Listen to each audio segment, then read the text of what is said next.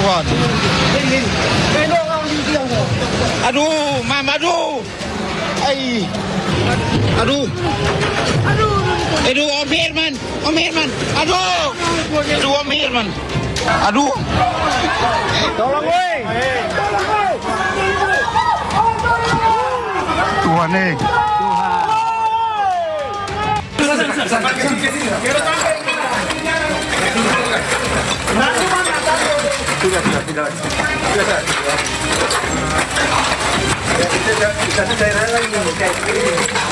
Ini, sabar. Belakang.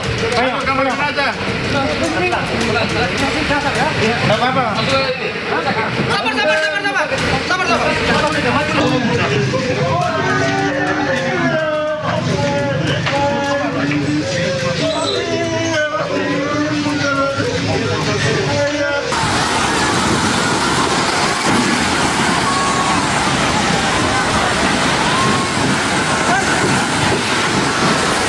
Sabar.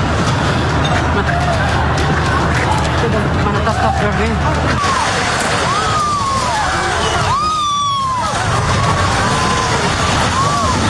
Izin melaporkan kondisi gereja Paroki Borong, Jakarta. Kira-kira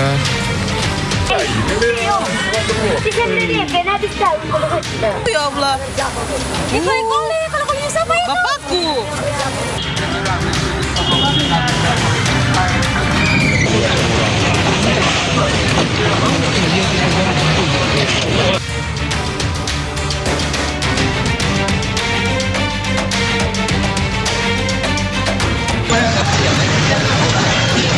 Ujung masuk, ujung. Paling ujung Bapak.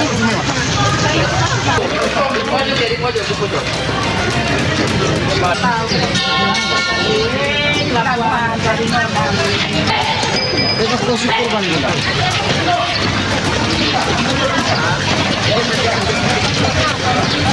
Yang punya pasien-pasien di rumah sakit itu. Kasih mepet ke sini memang ya?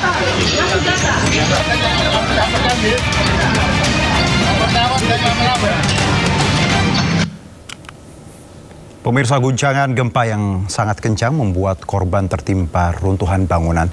Tim SAR gabungan bergerak cepat mengevakuasi korban gempa.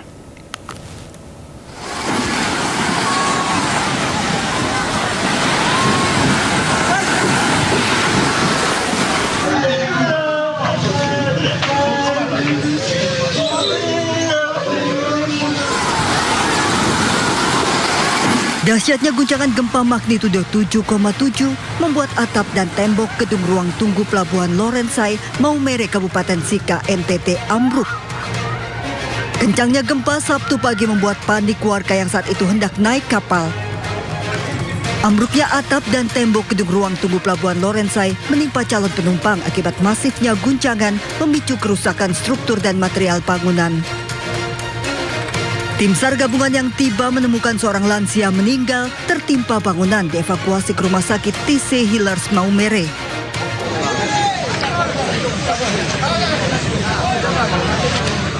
Evakuasi korban meninggal sempat terkendala banyaknya warga yang berada di lokasi menghalangi jalur evakuasi tim SAR. Petugas pun harus berteriak meminta warga minggir untuk memberikan jalan kepada tim SAR.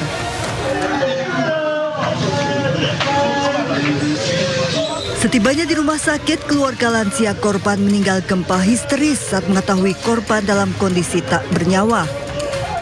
Keluarga korban tak menyangka orang tua mereka meninggal tertimpa reruntuhan gedung tunggu pelabuhan akibat gempa.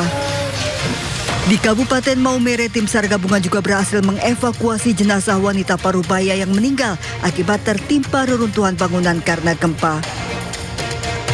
dengan gempa skala 7,7 skala liter dan kedalaman 10, dampaknya sampai ke Kabupaten Sika.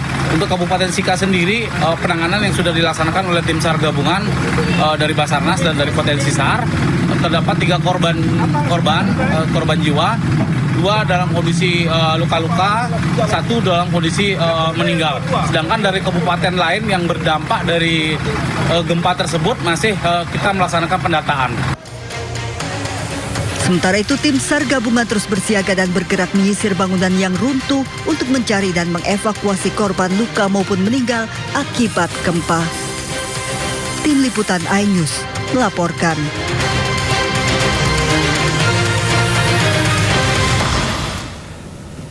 Korban jiwa gempa NTT terus bertambah. Data sementara 38 orang meninggal dunia akibat gempa bumi magnitudo 7,7 yang mengguncang wilayah NTT. Data sementara BNPB hingga pukul 15.30 sore tadi 38 orang meninggal dunia akibat bencana ini. Selain itu 2 orang mengalami luka berat dan 11 orang luka ringan. Bencana ini juga berdampak pada sekitar 2.000 warga yang terpaksa mengungsi atau evakuasi mandiri.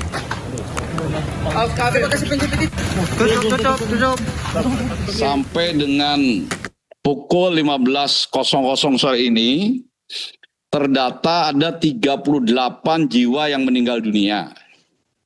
Kemudian 2 jiwa luka berat, 11 luka ringan, kemudian kurang lebih ada 2.000 jiwa yang melaksanakan mengungsi secara mandiri.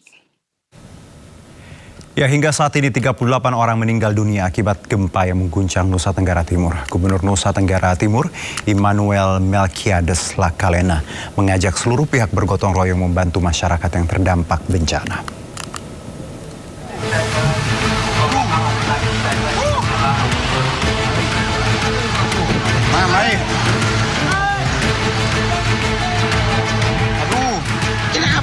BNPB mencatat 38 orang tewas dan ribuan orang mengungsi akibat gempa berkekuatan magnitudo 7,7 yang terjadi di wilayah Nusa Tenggara Timur Sabtu pagi.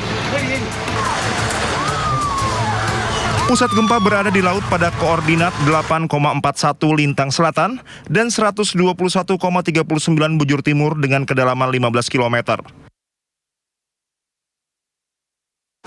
Titik ini terletak sekitar 38 km timur Laut Mbai, Kabupaten Nagekeo. Masyarakat diminta tetap waspada terhadap potensi gempa susulan serta menghindari bangunan yang retak dan rusak. Sementara Gubernur Nusa Tenggara Timur, Immanuel Melkiades Lakalena memantau penanganan gempa bumi yang mengguncang NTT. Melki mengatakan penanganan masyarakat terdampak tidak hanya menjadi tanggung jawab pemerintah. Seluruh pihak diharapkan turut bergotong royong memberikan bantuan sesuai kemampuan. Karena bantu dulu korban, nanti hitung-hitungan terkait dengan urusan kebencanaan kita hitung bisa belakangan. Tapi kami minta semua toko-toko makanan minuman yang ada di Flores untuk jangan sungkan-sungkan untuk memberikan bantuan dulu kepada korban melalui pemerintah. Nanti hitung-hitungan terkait dengan bantuan ini akan kita lakukan di kemudian hari. Jadi bantu dulu korban yang sampai ada tidak bisa makan minum dalam situasi kayak begini. Ini saja dari saya sebagai awal. Nanti sepulang dari Flores nanti sore kami dengan Pak Kapolda, Pak Dani mau ke sana, nanti baru kita akan sampaikan di BDJ. Selain korban jiwa, 2.000 orang telah mengungsi ataupun melakukan evakuasi mandiri. Tercatat 54 rumah rusak berat, 9 rumah rusak sedang, dan 11 rumah rusak ringan. Kerusakan juga terjadi pada 5 fasilitas kesehatan, 1 fasilitas pendidikan, 1 gudang bulog, dan 6 kantor pemerintahan. Dari Kupang, Nusa Tenggara Timur, Eman Suni, iNews melaporkan.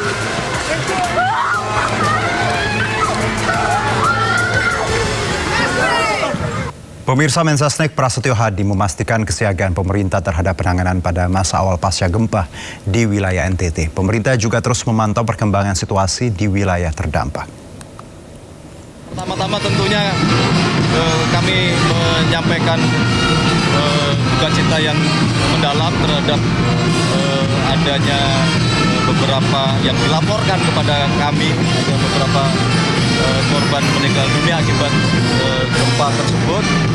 Dan kami tadi pagi juga sudah melapor kepada Bapak Presiden dan kami berkoordinasi dengan Menteri Menko PMK.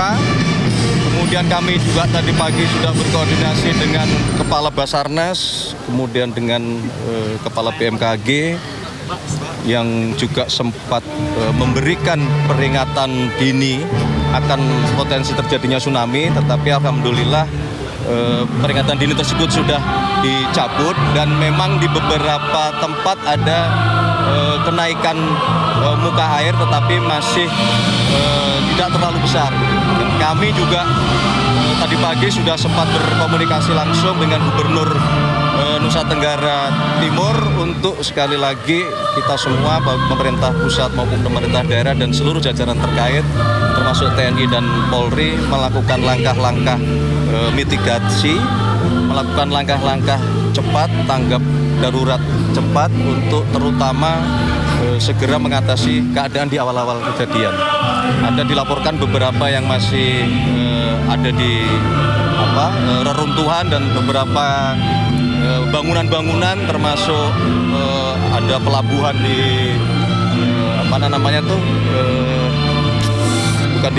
ada satu pelabuhan yang tadi dikirimkan kami juga di Maumere, itu ada reruntuhan dan kemudian ada beberapa kantor-kantor juga yang runtuh. Nah, kami minta untuk segera dicek apakah ada korban di reruntuhan tersebut gitu.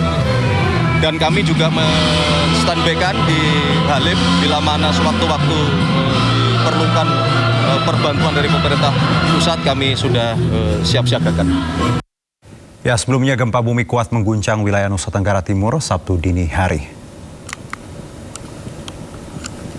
Ya, pemirsa, BMKG memuktahirkan kekuatan gempa menjadi magnitudo 7,7 dengan pusat gempa berada di 30 km timur laut Bay Nagekeo pada kedalaman 15 km.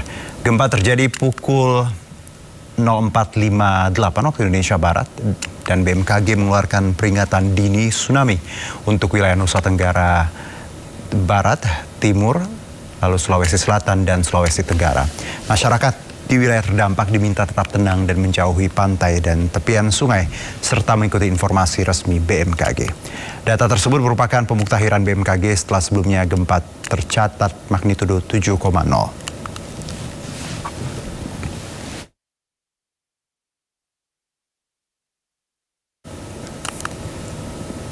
Badan Meteorologi, Klimatologi, dan Geofisika BMKG telah mencabut peringatan dini tsunami di wilayah Bay Nagekeo, NTT. Melalui unggahan di akun Instagram resmi milik BMKG @info_bmkg, peringatan dini tsunami di NTT dicabut. Sebelumnya peringatan dini tsunami disebabkan oleh gempa magnitudo 7,7. Gempa bumi tektonik terjadi pada pukul 4.58 waktu Indonesia Barat di wilayah Bay Nagekeo, NTT.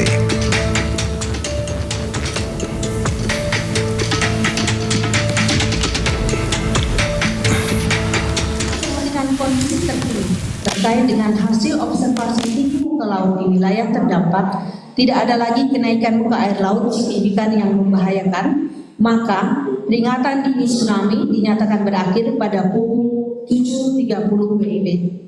BMKG akan terus memonitor aktivitas gempa bumi susulan dan ketinggian tsunami berdasarkan observasi tinggi muka laut, serta menyampaikan pemutahiran informasi kepada stakeholder dan masyarakat. Untuk itu, kami menghimbau kepada masyarakat untuk tetap tenang dan tidak terpengaruh oleh isu yang tidak dapat dipertanggungjawabkan kebenarannya. Ini adalah mekanisme gempa yang diakibatkan oleh sesar naik busur belakang Flores ya, dan gempa 7,7. Jadi di belakang busur Flores ini ada potensi gempa dengan maksimum 7,8, 7,9. Hari ini sudah rilis 7,7. Jadi dari sejarah yang ada, itu pernah terjadi tahun 1992, itu dengan magnitudo 7,5. Ini juga sangat luar biasa kerusakannya waktu itu. Jadi ini sudah hampir 30 tahun terjadi lagi. Jadi nanti kita akan terus monitor aktivitas gempa susulan. Jadi nanti BMKG akan terus monitor aktivitas gempa susulannya dan akan terus menyampaikan ke masyarakat. Dan tentunya tadi sudah disampaikan, kita sudah akhiri, tapi tentunya kita akan terus memonitor aktivitas tinggi muka air laut yang akan tercatat di stasiun-stasiun tertib kita. Sementara ada laporan kerusakan. Yang pertama adalah kategori kerusakan sedang hingga berat. Ada beberapa bagian tembok rumah sederhana roboh, yaitu di wilayah Maumere, kemudian Manggarai Berat, dan juga Labuan Bajo, sekitar 4 sampai dengan 5 mmi. Kemudian yang kedua, kategori kerusakan sedang di Pelabuhan Maumere dan Hotel Jayakarta Bajo, dengan sekitaran 6 sampai dengan 7 mmi. Kemudian BMKG akan melakukan survei ke lokasi terdampak dimulai hari ini. Ya, gempa magnitudo 7,7 di Nusa Tenggara Timur, BMKG sempat memperingatkan potensi tsunami. Warga di sejumlah wilayah pesisir Sulawesi Selatan dan Tenggara panik setelah air laut sempat naik ke kawasan pantai.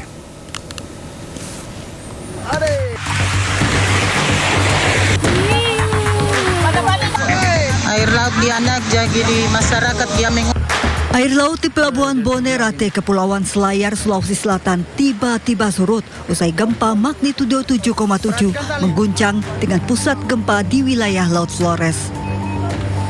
Air laut surut membuat anak buah kapal panik. Usai surut, kawasan Bonea pesisir Kepulauan Selayar tiba-tiba diterjang tsunami kecil setinggi 50-an sentimeter. Air laut naik ke daratan dengan arus cukup kuat membawa sampah dan menggenangi permukiman. Air laut juga sempat naik dan memasuki kawasan pesisir pantai Matawaue, Kampung Bajau, Siotapina, Buton, Sulawesi Tenggara. Warga yang melihat kondisi ini langsung panik dan menjauh dari garis pantai, khawatir terjadinya gelombang tsunami. Kondisi serupa terlihat di pesisir desa Kakenaue, Kecamatan Pasarwajo. Tolong. Sejumlah warga bahkan sempat mengungsi ke puncak atau wilayah yang lebih tinggi karena khawatir terjadi gelombang tsunami. Kepanikan warga juga dipengaruhi trauma gempa Maumere tahun 1992. Saat itu gempa dan tsunami juga berdampak hingga ke Pulau Buton dan menyebabkan kerusakan jembatan serta rumah warga.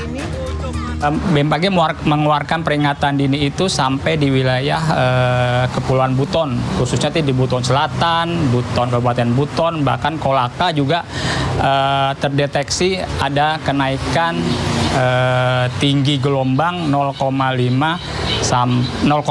meter sampai 0,5 meter.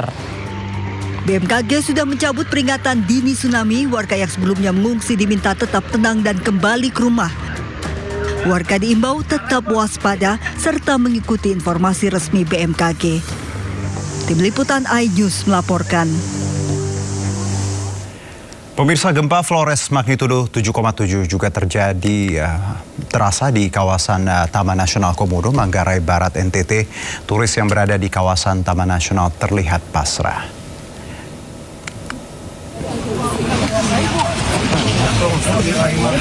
Don't panic, guys. Don't panic. Ya, pemirsa, inilah gambaran bagaimana sebenarnya ratusan turis yang berada di puncak Pulau Padar, ya, kawasan yang populer yaitu Taman Nasional Komodo. Nampak mereka duduk semua pasrah dan kita juga lihat dari rekaman ini, ya, memang guncangannya cukup hebat seperti itu dan berada di ketinggian tentunya membuat mereka cukup panik. Dan bahkan dari rekaman video tadi kita lihat, pemirsa, bagaimana mereka saling menenangkan. Dan untuk tadi disebutkan juga jangan panik dan tetap tenang oleh warga lokal seperti itu.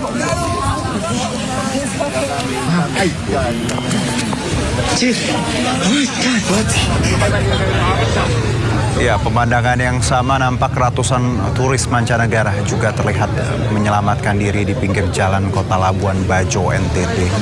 Karena khawatir tsunami menerjang dan ratusan turis ini memilih mengamankan diri ke dataran yang lebih tinggi.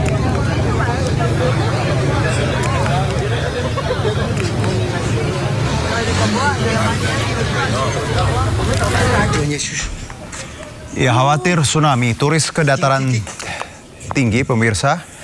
Kalau tadi kita lihat bagaimana pemandangan di NTT, ini juga ada di Flores, pemirsa, yang mengakibatkan longsor di sejumlah titik dan memutus jalur Trans Flores. Jalur dari kota Ruteng ke Wailengga tertutup batuan besar dan tanah serta batang pohon. Bahkan kalau kita lihat tadi ada retakan, ya, di jalur ini dan nampak juga material longsor menimpa tiang dan kabel listrik yang melintasi jalur Trans Flores. 3 titik. Jalur Wailengga Ruteng tutup total. Ya, gempa bumi berkekuatan magnitudo 7,7 yang mengguncang wilayah Nusa Tenggara Timur Sabtu dini hari menimbulkan kepanikan. Warga di sejumlah daerah di Pulau Flores memilih mengungsi.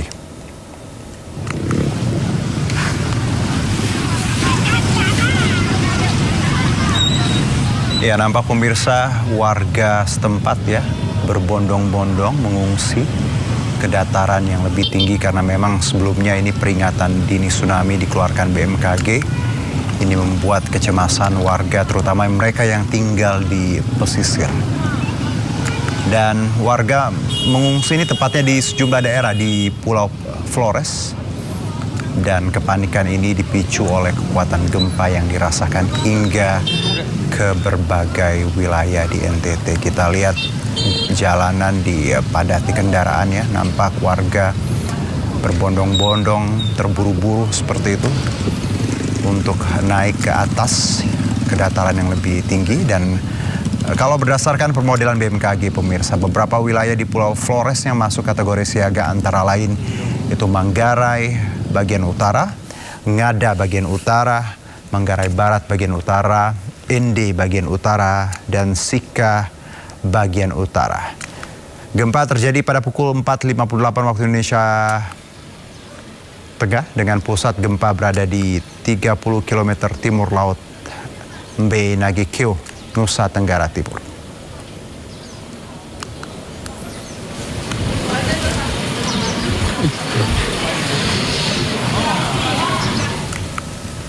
Ya, gempa Nusa Tenggara Timur magnitudo 7,7 mengejutkan warga. Terjadi pada pukul 5.58 waktu Indonesia Timur. Guncangan gempa merusak sejumlah bangunan, sementara warga berupaya mencari tempat yang lebih tinggi.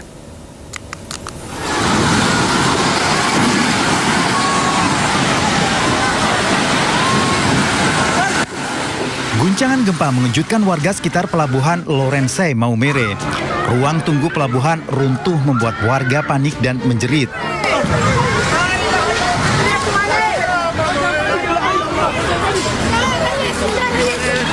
Warga berlari menjauh dari kawasan pelabuhan. Pusat gempa terjadi di Nagekeo di laut pada kedalaman 15 meter, sekitar 38 km Laut Mbai.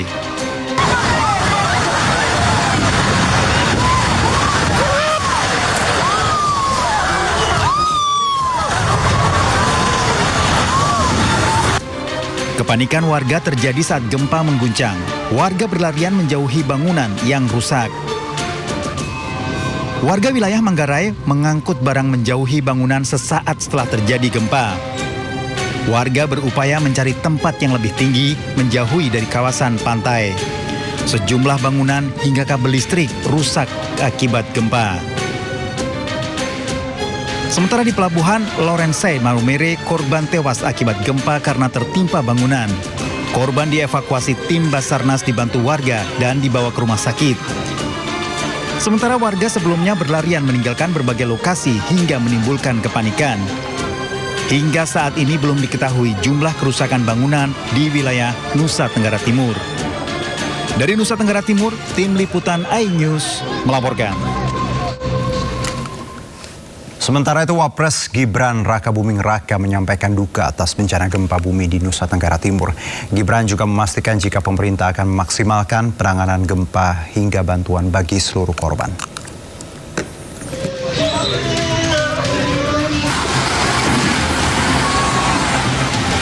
Sabtu pagi gempa berkekuatan 7,7 magnitudo mengguncang wilayah Nusa Tenggara Timur.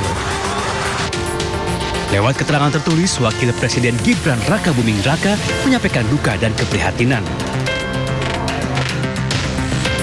Gibran juga memberikan perhatian bagi masyarakat terdampak, termasuk bagi para warga yang kehilangan anggota keluarga mereka. Tidak hanya itu, Gibran juga memastikan bahwa pemerintah akan memaksimalkan penanganan dampak gempa, dari proses evakuasi, pendataan dampak bencana, hingga penyaluran bantuan. Gibran berharap seluruh masyarakat di Nusa Tenggara Timur diberikan kekuatan dan keselamatan dalam menghadapi bencana yang tengah mereka hadapi. gempa berkekuatan 7,7 magnitudo mengguncang wilayah Nusa Tenggara Timur. Hingga Sabtu sore, 38 orang dinyatakan meninggal dunia. Sementara 2.000 orang sudah mengungsi ke tempat aman. Tim Liputan iNews melaporkan.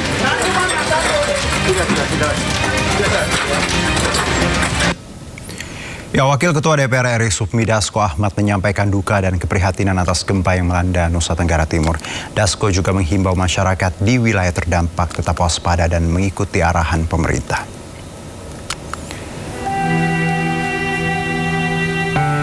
Ya, dalam unggahan di akun media sosial Instagram pribadinya, Dasko menyampaikan pesan duka dan himbauan kepada warga NTT. Ia mengatakan bahwa keselamatan warga menjadi prioritas pemerintah dan menghimbau warga untuk mengikuti informasi resmi dari BMKG, BNPB, dan pemerintah daerah. DPR juga akan mendorong koordinasi dengan komisi terkait dan anggota DPR Dapil NTT untuk segera membantu dan memenuhi kebutuhan warga, mulai dari evakuasi, layanan kesehatan logistik, hingga pemulihan fasilitas.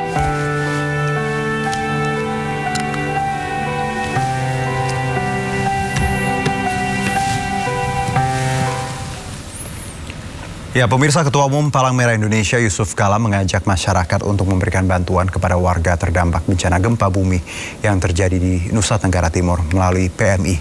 Bantuan nantinya akan disalurkan untuk membantu memenuhi kebutuhan warga serta mendukung proses pemulihan. Pagi ini kita menyaksikan adanya bencana lagi yang besar, gempa di NTT. Ini masalah, tentunya masalah kemanusiaan. Kita doakan agar gempa itu tidak berakibat besar. Namun demikian, apapun bencana, kita harus prihatin dan membantu masyarakat yang ada di Palang Merah Indonesia telah merencanakan, menyiapkan dan mempelajari situasi ini dan telah bergerak relawan PMI di sana, dan mudah-mudahan kita dapat membantu mengatasi masalah masyarakat. Bagi masyarakat yang ingin membantu mereka dapat disalurkan lewat PMI, dan PMI akan, kalau gempa itu berarti kerusakan, butuh mereka memperbaiki. Ini belum jelas semuanya, baru kita lihat dari TV. Namun demikian, bagi masyarakat yang membantu dapat melalui PMI, dan kita akan salurkan dan kita akan bantu sebagaimana biasa kesulitan masyarakat di NTB itu. Ya, kembali bersama kami. Pemirsa, kasus viralnya tantangan hafalan surat Al-Quran berhadiah miras masih ramai diperbincangkan warganet. Kecaman ini pun masih berdatangan dan hingga kini masih terdapat laporan ke Polda Metro Jaya terkait adanya dugaan pelecehan kitab suci umat Islam. Gua bayarin 1 botol. A2, sini bareng sama gua. A2, bareng sama gua.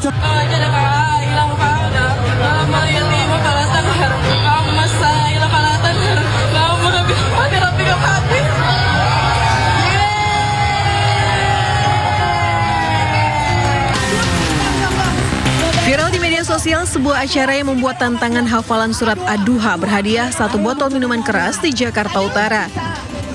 Kejadian ini terekam di sebuah acara festival musik pada 9 Agustus lalu, tepatnya di stand merek Newport. Peristiwa ini pun memicu kecaman luas karena dianggap melecehkan kitab suci umat Islam Al-Quran. Sejumlah pihak pun sudah melaporkan kejadian ini ke polisi.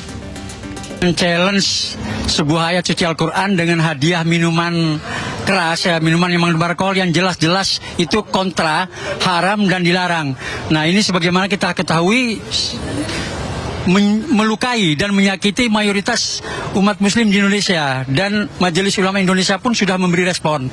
Jadi hari ini kami di sini bersama-sama untuk lebih mendalami apakah perbuatan tersebut murni hanya pelakunya saja atau penyelenggaranya atau sponsornya juga ikut ada kaitannya. Kini kepolisian sedang melakukan penyelidikan terhadap kasus dugaan penistaan agama yang dilakukan di salah satu festival musik Sound Project tersebut. Kini Polda Metro Jaya telah menetapkan 4 orang tersangka berinisial Res, AK, I, dan M yang terlibat dalam pusaran acara tersebut. 2 dari 4 tersangka kini resmi ditahan di rutan Polda Metro Jaya guna pemeriksaan lebih lanjut. Pihak Majelis Ulama Indonesia pun mengecam keras aksi ini karena dinilai melanggar nilai agama, etika moral, dan merendahkan kemuliaan Al-Quran dengan barang yang diharamkan. Tim Liputan iNews melaporkan. Pemirsa, ratusan pelajar dan sejumlah guru di Brastagi, Kabupaten Karo, Sumatera Utara diduga mengalami keracunan usai mengkonsumsi makanan bergizi gratis atau MBG. Dan terkait ini Badan Gizi Nasional BGN langsung melakukan investigasi dan mencopot Kepala Dapur SPPG.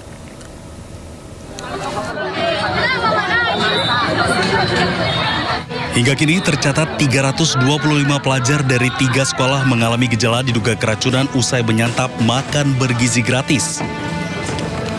Pelajar mengalami mual, muntah, dan lemas sehingga harus mendapatkan perawatan di sejumlah rumah sakit.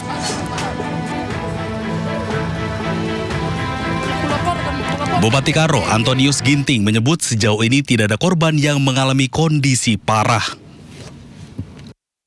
Namun jumlah korban masih berpotensi bertambah karena sejumlah pelajar baru mengalami gejala setelah tiba di rumah. Jadi dari 255 anak sekolah yang kemungkinan, ini baru kemungkinan gejala keracunan, ini semuanya tidak ada yang mengkhawatirkan. Semuanya udah kami lihat satu persatu. Jadi ini berita baik. Kalaupun ada sesuatu kejadian, berita baiknya adalah semua anak-anak kita dalam keadaan baik-baik dan tidak ada masalah yang serius. Semuanya sudah tertangani dengan baik. Menanggapi kasus ini, Kepala Badan Gizi Nasional Sudaryono langsung berkoordinasi dengan Bupati Karo, Antonius Ginting, untuk memastikan penanganan para korban berjalan maksimal dan menyampaikan permintaan maaf. Selamat malam Pak Bupati. Siap. Saya minta maaf Pak Bupati, ini ada yang ramai keracunan ya di tempat Bapak ya?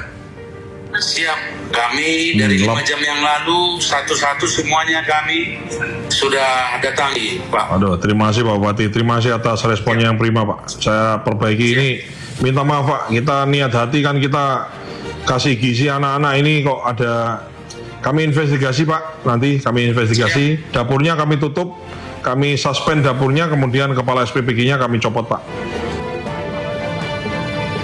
Usai insiden ini, pemerintah Kabupaten Karo memastikan seluruh biaya perawatan korban ditanggung pemerintah, sementara penyelidikan penyebab keracunan masih terus berlangsung. Tim Liputan iNews melaporkan.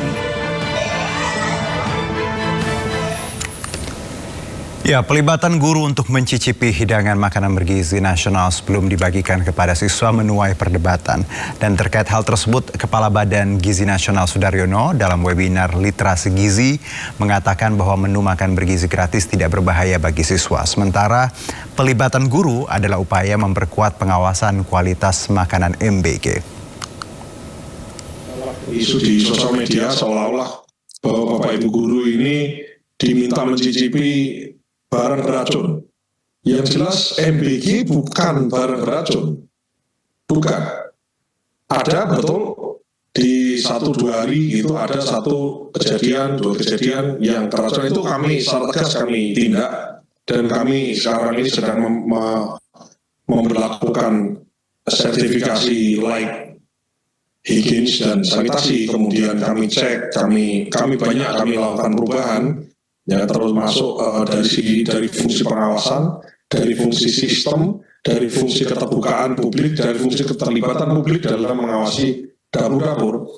Namun kalau bukan kok berarti kemudian kami ini membagikan sesuatu yang mohon maaf beracun, bukan. Karena kalau kita hitung dari porsi yang sudah kita berikan, gitu ya, itu artinya sebetulnya yang kemudian terjadi musibah adanya keracunan itu memang relatif kecil, betul, walaupun relatif kecil itu menjadi perhatian dan tidak boleh lagi ada yang keracunan. Nah pemirsa, kesal dengan pelaku korupsi MBG, ini Pak Presiden Prabowo Subianto menyebut mereka biadab. Prabowo juga menilai para koruptor di tubuh MBG adalah orang-orang yang tidak memiliki nilai kemanusiaan. Menilai mereka yang mau korupsi dari makan untuk anak-anak ini adalah orang-orang biadab. ini adalah orang-orang yang tidak pantas kita hormati. Kekesalan Presiden Prabowo Subianto kepada para pelaku korupsi MBG tidak terbendung. Menurutnya, selain tidak pantas dihormati, pelaku korupsi MBG adalah orang-orang biadab. Tidak hanya itu, Prabowo menilai para pelaku korupsi MBG adalah orang-orang yang tidak memiliki nilai kemanusiaan. Menurut saya ini sudah sama sekali tidak ada nilai kemanusiaan. Kemarahan Presiden beralasan, pasalnya program unggulan makan bergizi gratis disusupi para pelaku korupsi. Tidak tanggung-tanggung, pelakunya adalah para petinggi di Badan Gizi Nasional. Mereka adalah Dadan Hindayana, Kepala Badan Gizi Nasional, dan dua wakilnya, Sony Sonjaya juga Lodoik Pusung. Ketiganya disebut terlibat praktek jual beli titik dapur MBG hingga penjualan food tray. Belakangan, Kejagung juga menetapkan 4 tersangka lain dari pihak swasta, termasuk 1 orang jenderal polisi. Walaupun disusupi pelaku korupsi, Presiden tidak berhenti melanjutkan program makan bergizi gratis. Presiden lalu melantik Nani Estiang sebagai Kepala BGN baru. Setelah Nani mengundurkan diri, kini Badan Gizi Nasional dinakodai pimpinan baru, yakni Sudaryono. Tim Liputan iNews melaporkan. Kita ke informasi berikutnya, pemirsa. Demi menarik diaspora berprestasi berkontribusi bagi tanah air, Presiden Prabowo Subianto mengusulkan adanya dui kewarganegaraan ganda secara terbatas. Usulan ini disampaikan pada pidatonya dalam penyampaian RUU APBN 2027 dan nota keuangan di hadapan DPR. Dui kewarganegaraan bagi talenta-talenta tertentu yang dibutuhkan oleh bangsa Indonesia. Indonesia memiliki jutaan diaspora. Di antara mereka terdapat ilmuwan yang hebat-hebat. Dokter, insinyur, ahli, kecerdasan buatan, peneliti, pengusaha, seniman, atlet, terutama pemain bola, profesional kelas dunia. Sebagian terpaksa mengambil kewarganegaraan lain karena kebutuhan karier, keluarga, atau pengabdian mereka di luar negeri. Usulan Presiden Prabowo tentang dui kewarganegaraan bukan tanpa sebab. Sejatinya, Indonesia memiliki jutaan diaspora seperti ilmuwan, dokter, insinyur, seniman hingga atlet. Sebagian dari mereka telah mengambil kewarganegaraan negara lain demi mendapatkan kesempatan mengembangkan karir. Melihat hal ini, pemerintah menilai bahwa Indonesia seharusnya tidak memaksa talenta terbaik memilih antara kesempatan berkarya di dunia dan ikatan diaspora dengan tanah air. Karena itu, Prabowo ingin membuka opsi kewarganegaraan ganda secara terbatas bagi individu dengan talenta istimewa yang dapat memberikan sumbangsih bagi kepentingan nasional.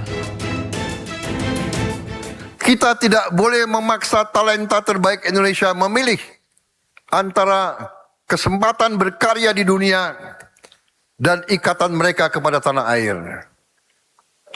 Hari ini pemerintah akan mengajukan kepada sidang yang terhormat ini perubahan undang-undang untuk membuka kewarganegaraan ganda secara terbatas bagi mereka yang memiliki talenta istimewa.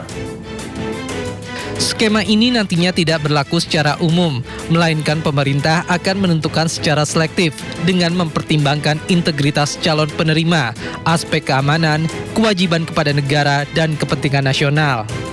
Tim Liputan iNews melaporkan.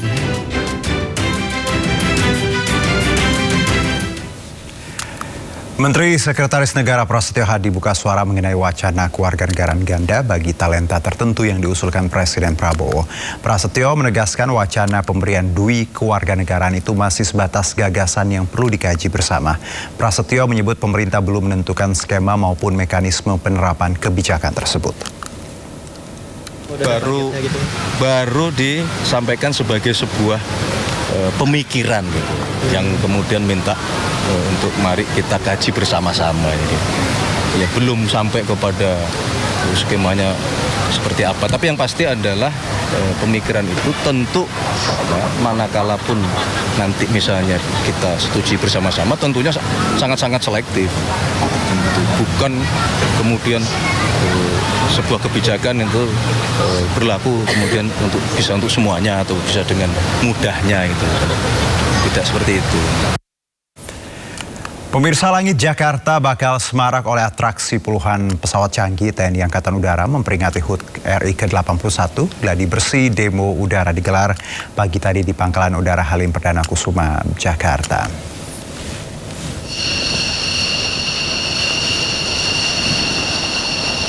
Ya pemirsa, bagi Anda yang ada di Jakarta dan sekitarnya, beberapa hari terakhir ini memang langit Jakarta dari pagi sampai siang ya, kita sudah bisa menyaksikan parade latihan seperti itu, dan nampak inilah pesawat-pesawat TNI AU yang lagi bersiap ya untuk tampil menghiasi langit Jakarta pada peringatan HUT ke-81. Salah satu yang jadi perhatian adalah pesawat tempur Rafale ya. Ini buatan Prancis yang nanti akan juga turut menghiasi langit Jakarta. Masyarakat dapat menyaksikan secara langsung rangkaian gladi bersih.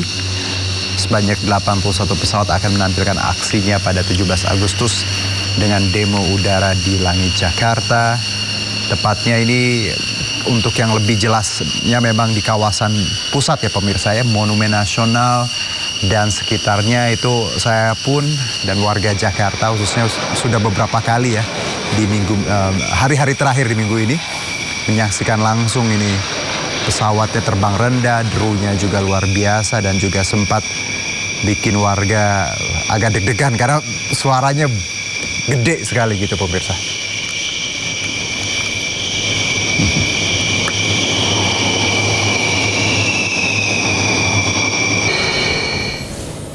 Pesawat yang dilibatkan ada 81 pesawat, baik dari Angkatan Udara sebagian besar, kemudian TNI Angkatan Darat, TNI Angkatan Laut maupun kepolisian. Semua sudah dikoordinir oleh Mission Director untuk baik formasinya secara teknis dan waktu untuk tampil di depan istana. Tahun ini kami mempunyai beberapa pesawat yang baru saja memperkuat Angkatan Udara. Misalnya Rafale, pesawat tempur, kemudian ada pesawat A400, kemudian juga pesawat terbang tanpa awak, ANKA, yang kita terbangkan dari Pontianak untuk memantau pergerakan pesawat yang ikut demo udara. Jadi bedanya ya kita sekarang sudah punya pesawat baru, walaupun nanti akan bertahap juga akan datang pesawat-pesawat lainnya, tetapi pesawat yang baru yang ada, yang sudah kami terima, kami libatkan semua untuk kegiatan demo udara. Ya, Mensesnek Prasetyo Hadi memastikan persiapan upacara peringatan detik-detik proklamasi kemerdekaan di Istana Merdeka telah mencapai 99%. Seluruh rangkaian persiapan telah dievaluasi untuk memastikan pelaksanaan upacara berjalan lancar. Kami siap untuk nanti hari Senin memberikan yang terbaik kepada seluruh rakyat Indonesia, dan dalam kesempatan ini kami selaku Ketua Panitia Nasional dan selaku penanggung jawab ingin menyampaikan terima kasih kepada seluruh yang terlibat di dalam proses baik mulai proses seleksi, kemudian proses latihan di setiap tempat masing-masing, sampai kemudian kita berlatih bersama-sama sampai hari ini tadi seluruh unsur mulai dari peserta upacara. Ya, Wakil Presiden Republik Indonesia Gibran Rakabuming Raka mengukuhkan 76 anggota Paskibraka di Istana Negara Sabtu sore.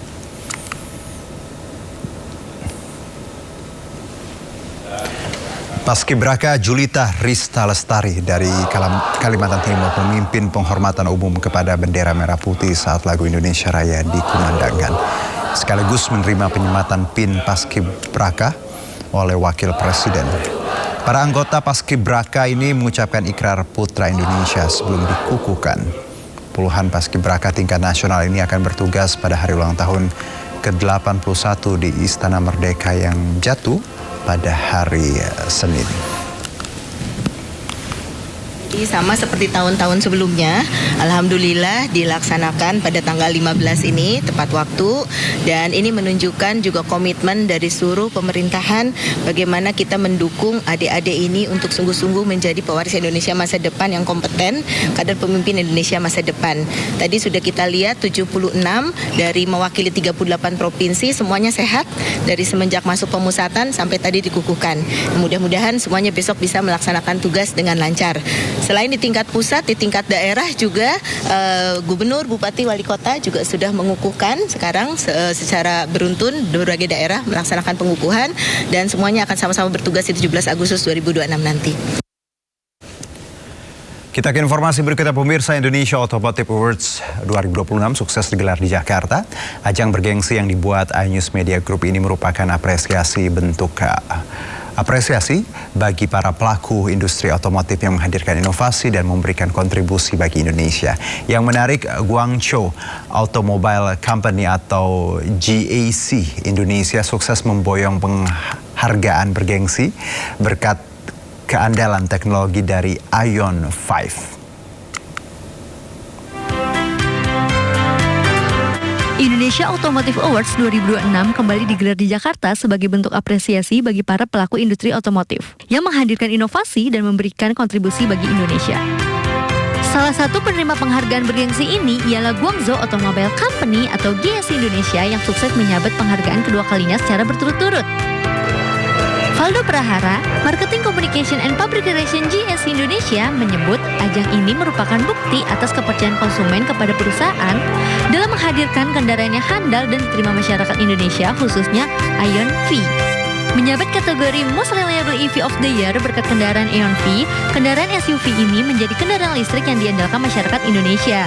Dengan teknologi Intelligent Refrigeration atau kulkas pintar yang memiliki 3 fungsi utama, yaitu sebagai mendinginkan, membekukan, dan menghangatkan, serta memiliki suhu dari minus 5 derajat sampai 50 derajat Celcius. Oke, terima kasih sebelumnya buat iNews Media Group. Ini mendapatkan JC The Most Reliable EV of the Year. Terima kasih, ini membuktikan bahwa konsumen telah percaya dengan kehadiran unit dari JC Indonesia, terutama ION V di kelas SUV.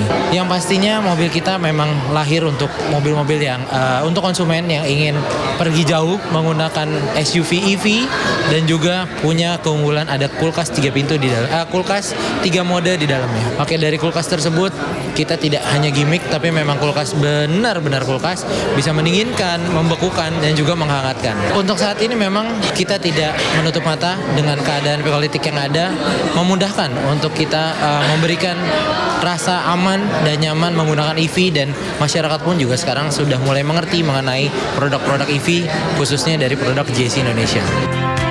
Indonesia Automotive Awards 2026 diharapkan mampu menjadi motivasi agar industri otomotif nasional terus berkembang di tengah persaingan yang semakin ketat.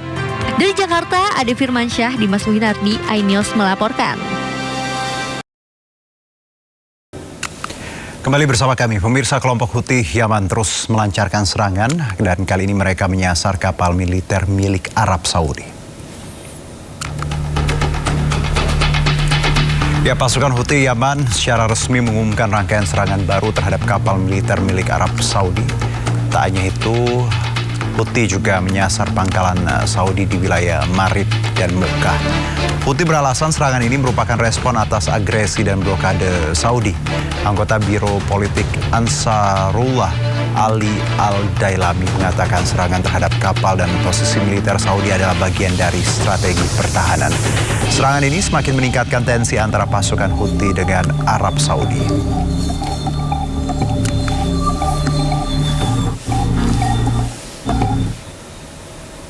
Pasukan Israel mengklaim telah menghancurkan lebih dari 300 lokasi. Mereka juga mengaku telah menemukan dan menghancurkan gudang senjata milik Hezbollah.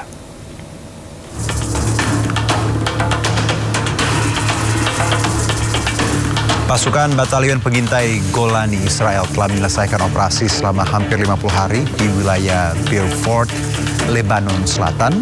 Selama bertugas, pasukan ini mengklaim berhasil menguasai wilayah yang disebut sebagai benteng utama Hezbollah. Mereka juga mengaku telah menghancurkan 300 lokasi yang diklaim sebagai infrastruktur milik Hizbullah, dan infrastruktur ini termasuk diantaranya adalah gudang senjata dan fasilitas penyimpanan. Pasukan IDF saat ini masih bertahan di Lebanon Selatan. Mereka beralasan untuk menjaga keamanan di wilayah perbatasan ini.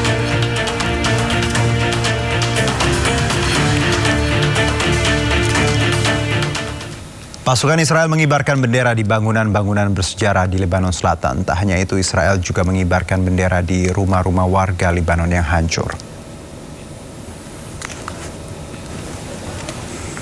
Ya, pemirsa, nampak bendera Israel berkibar di atas kastil Dobie yang bersejarah di Lebanon Selatan. Bendera ini menghadap desa-desa perbatasan yang porak-poranda akibat serangan Zionis Israel. Dobie adalah salah satu dari 5 benteng yang membentuk kawasan Kastil Gunung Amel yang diresmikan oleh UNESCO dalam daftar warisan dunia. Kedua wilayah ini masuk daftar warisan dunia dalam bahaya pada tanggal 26 Juli di bawah prosedur darurat. UNESCO menyatakan bahwa kawasan tersebut mengalami kerusakan parah. Selain di kastil, Israel juga mengibarkan benderanya di bangunan bersejarah, rumah-rumah warga Lebanon yang hancur, serta pohon-pohon yang rusak akibat serangan Zionis Israel. هذه ضيعتي ضيعتي يعني 36 سنة مش ظاهر منها بالمرة. يعني كانت حياتي هي عبارة عن بقلبها. بيوتنا كلها راحت، أرزاقنا كلها راحت، هذا كله ما نحن ما سألين عنه. نحن الشباب اللي قدمناها وخسرناها مثل كل هالضياع هي أهم بكتير. وهلا موضوع كمان موضوع شجر عم بيعمل غصة عنا، انه كمان هذه الشجره بنربيها مثل ما ربينا اي ولد واي شاب. في شجر عمره 200 و300 و1000 و2000 سنه.